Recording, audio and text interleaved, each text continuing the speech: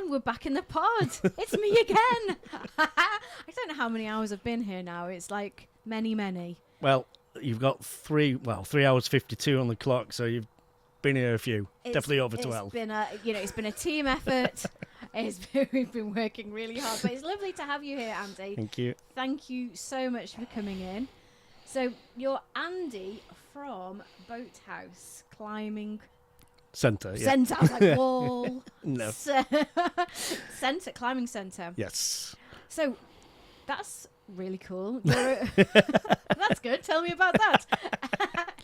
So you've been doing that. That's in Llandudno, isn't it? Yeah, so it's in the old lifeboat station. Mm-hmm. They moved out, I think it was 2017. Yep. We started transforming it at the back end of 2018.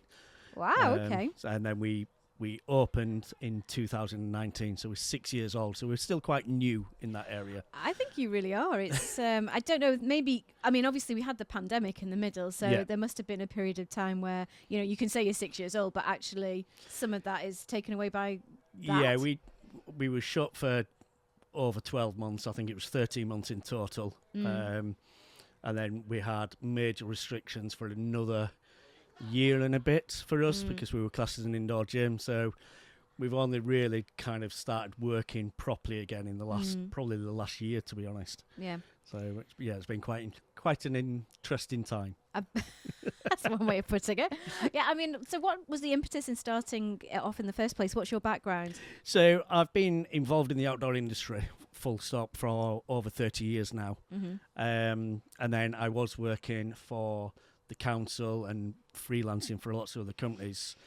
And one of the things that was very obvious to me was the need for a community kind of style climbing centre within Conwy area, full stop. Right. We've got other climbing centres around, but one that was kind of really focused on the community and young people and beginner climbing and specialists with the kind of the disability groups and stuff like that. There wasn't really anything there.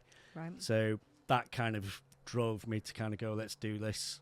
And then it was one of them things where fates, I don't know, it depends on your beliefs, fates or how you everything just seemed to happen. Right. There was an article about Conwy as a whole and the council, including Moston Estates and a few other organisations, saying that they wanted indoor attractions and stuff to come to Llandudno. I then answered them going, ooh, I've got this idea.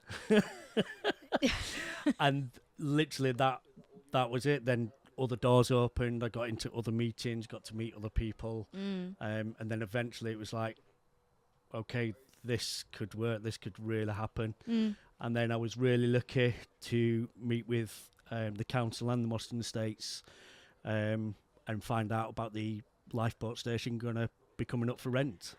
Wow. Which then meant we had to really hit the floor running. Yeah. To get it up and running and open in time for 2019. That's crazy, isn't it? Yeah. That's kind of like, as you say, what's that thing, you sort of feel a bit like woo-woo saying it, but you you manifested something. Yeah. And you kind of like got, I don't know, it's like, I don't know, ran with the idea, as you said. It's kind of like having the idea and then being brave enough to kind of like follow it through. Because we all have ideas all the time. It doesn't, the world is full of ideas. It's the hard thing is actually putting those ideas into action and coming out with the result at the end, isn't it? Yeah, there's a lot of resilience needed, and there was a lot of doors that got slammed, especially when I was looking at the finances and trying to borrow money from places. I did lots of these so-called dragon den style things. They were quite interesting. Yeah.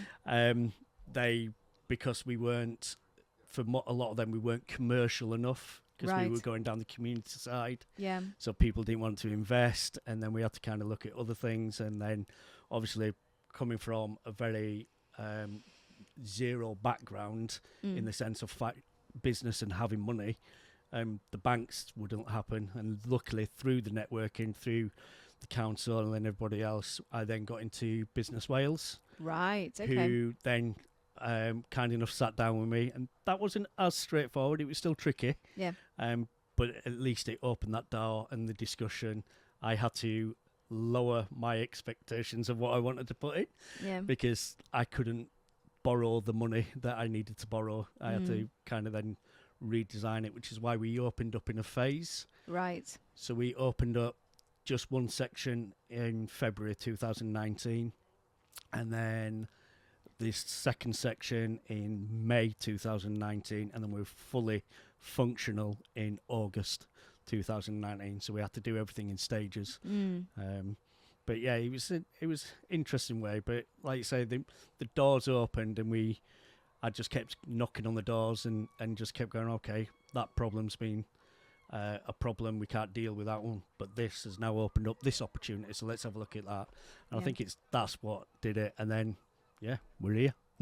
Well, exactly. I guess it's like a puzzle, isn't it? And you kind of, you had the sort of like the determination and resilience to keep twisting and twisting and twisting until it fitted into the right place for you to do everything, but you didn't give up.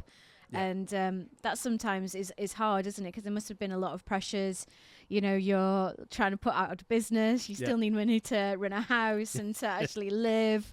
It's a lot of pressure, isn't it? But it's amazing that you kept going. Yeah, there is a lot of pressure. And I think I was in a conference about 6 months after we'd opened.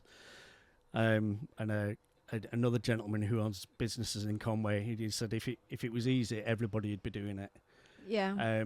And I didn't quite realise what it meant at that time, and because I just thought, I'm just trying to do something. Yeah. But I didn't quite realise how strong you have to be to run your own business, and then manage it with family life, manage it with everything else. And I'll be the first to admit I didn't get that balance right. Right. I worked way too hard at the beginning, and kind of COVID really knocked my mental health completely, which is why I'm a massive advocate for mental health things now. I generally thought I was going to lose the house, the family, the business, along with probably thousands and thousands of other business owners out there. And that had a real knock-on effect to my mental health, and put me in probably quite a dark place, to be honest. And then it was just, getting back into it. And then what I did is I threw myself too much, and I ended up burning out because I was doing over 72 hours in the centre alone, plus then going home and working. And if I couldn't sleep, instead of just watching telly or doing something, I just, I might as well just crack the laptop out and do some work. Yeah. So now I have got a much better work-life balance, and I think that's also hard. Yeah, I mean, like, what was that sort of like turning point where you kind of chose to do something different? I think some of it was just that realisation that I wasn't me, and people saying that I wasn't me, right? Which I didn't totally understand at the time, and I kind of started thinking, well, what do they mean by that? And I just kind of had a really hard look at myself. I had a real horrible experience. I don't drink now, but I had quite a bad period of time, just like 3 weeks of a period of time where I drank a little bit too much, shall we say. And that really put me in a bad place as well. And that's why I kind of, I need to stop drinking, and that was kind of a definite kind of low point in my life. And that was like, I can't keep doing this. There's got to be change. Yeah. But it didn't all happen overnight. But that was kind of the key kicker of just, I can't do this. I can't do 72 hours. I can't just keep going like this. Well, and it's brave to sort of like identify that and kind of seek to do something different, because running your own business, it never ends, does it? There's always a job. There's always something to do next. And in a way, it's like quite hard to kind of say, actually, no, that's enough for today, and come back to it. And especially when you've got a forward-facing, you see people, you want them to have a good time in your centre. It's you see the reaction, so you're constantly trying to help people, work with people, give them a great experience, and all that takes time, and you are just one person. And I know that it's a family thing, isn't it? The whole of your family are involved in it.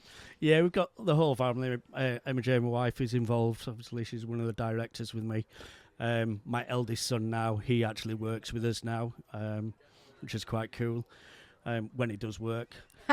And then we've got quite a good bunch of young people with us also that are all and then we've managed to get a good strong team. We've got Martin, Mark, who have just come up. Mark's just come on board recently, and I think that's the difference. I think anyone who's trying to get themselves, doesn't matter if it's get themselves out of a work situation or mental health situation, it's having them good people around you and having that trust in them. Yeah. And I think that makes a massive difference. And I guess, I mean, I would imagine that having a climbing wall and having people come to it, that people gain a lot of really good, mental health support from coming climbing. Yeah, so it's I've mentioned it quite a few times in different forums. Climbing is a natural mindfulness, right. and I think climbers have been doing it for many years. It just didn't have that kind of title, so to speak. You have to be thinking about yourself, and I do it when I'm talking to other people and when I'm teaching. I explain that climbing is about for you, and it's your individual journey. And if you, as yourself, don't use your muscles or your ligaments and joints and your head, then you will fall. That's not on anyone else. And I think that's what's beauty about climbing, is that you can actually go climbing with people who are super, super cool climbers and climbing really hard, and you can have really beginner climbers and you can still be climbing. The feeling that you get when you've done your route or your climb or achieved what you want to do is just the exact same buzz as the person who's been climbing 30, 40, 50 years. Yeah. And to the person who's just climbed it the first time. And that nervousness, that scaredness, that kind of, I don't know if I can do this quite moment, and you then push yourself, yet again is the exact same for the beginner climbing who's doing something very in simple terms for climbing purposes, is the exact same as someone who's climbing something really, really hard. They still have to stop, compose themselves, and then get themselves out. And that's just the indoor stuff. When we start talking and including the outdoor environment, the adventure of the outdoors, obviously we all know that how much great the outdoors is good for your health. So combining that with walking, mountaineering and climbing, or even canoeing or kayaking, as long as it's done safely, it's really good to clear the brain out.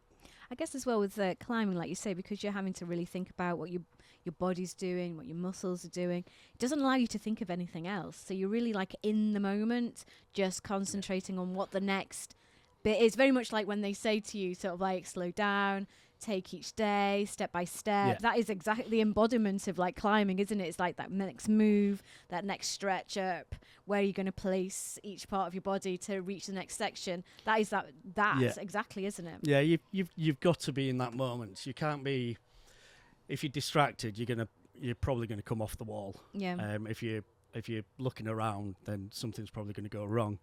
And you are focused on that stuff. And the other great thing about climbing is, when you're looking around, you are focused within a small bubble because you can only look where your hands or your feet can actually go. Yes, when you're climbing to more advanced levels, you do need to be thinking maybe the 2-3 moves in advance. Yeah. But the majority of the time, it's that moment. Where am I moving my hands? Where can I move? What am I looking at? Yeah. And just being in that moment and just controlling your breathing. Yeah, I mean, that is just like perfect, isn't it? For metaphor for, working on your mental health. Yeah. So you've been there a long time at the wall, but you got all these classes on. Yeah. How can people sort of like, what's your, like, if you're a beginner, you're thinking, well, I've never done climbing before, but it sounds like something I'd like to do, or I'd like to take my children to. What classes have you got on at the moment? So we've got multiple classes, and we can cater from toddler age, and the oldest person we've had on our wall was 97 years old. Oh, wow.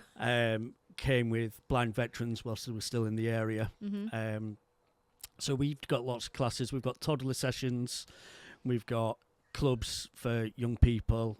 We've got a ladies' women's intake course that runs on a Wednesday evening, which is run by Emma Jane. We've got various taster sessions that you can do. We've got a Dangling Dads group which meet on a Tuesday night. Yes. Sounds interesting. It is, and someone else can look up the logo for them. I did not design the logo. But we have a Dangling Dads group. That's really good. We're actually on I think it's the 10th of June when it's Men's Week for Mind. Mind have secured a few free placements, so hopefully we can get a few more people involved in that. But that's had a ripple effect, and they're all working together, climb together. They climb outdoors now. They've got their own group chat. Brilliant. So that's a nice way in for gentlemen. That's most Tuesday nights. And then we've just, like I say, we've just got, if anyone just gets in touch with us, doesn't matter, we can cater from any ability realistically. We can more or less cover. Yeah, fantastic. And where is your website? How do people book so our website is Boathouse Climbing Centre.co.uk. We're also on social media. Don't ask me what tags they are, because that's not my department. But if you look at Boathouse Climbing Centre, we are on Instagram and on Facebook, and you can communicate through us through that well. And just all the information should be on there. Apologies if we don't keep it up to date every day, but you've got many jobs to do. But you can go on there and what's the best way? If I wanted to book my child in this week, or I wanted to come to a session, do I phone? Is it through the website? To be fair, probably the best way, because we're not always open, is to contact us via email or social media, through Messenger. If you do ring, there is an answer machine, and I've got a feeling people don't like talking to answer machines, because not everyone leaves a message, but feel free to leave a message. We do pick them up and we can get back to you.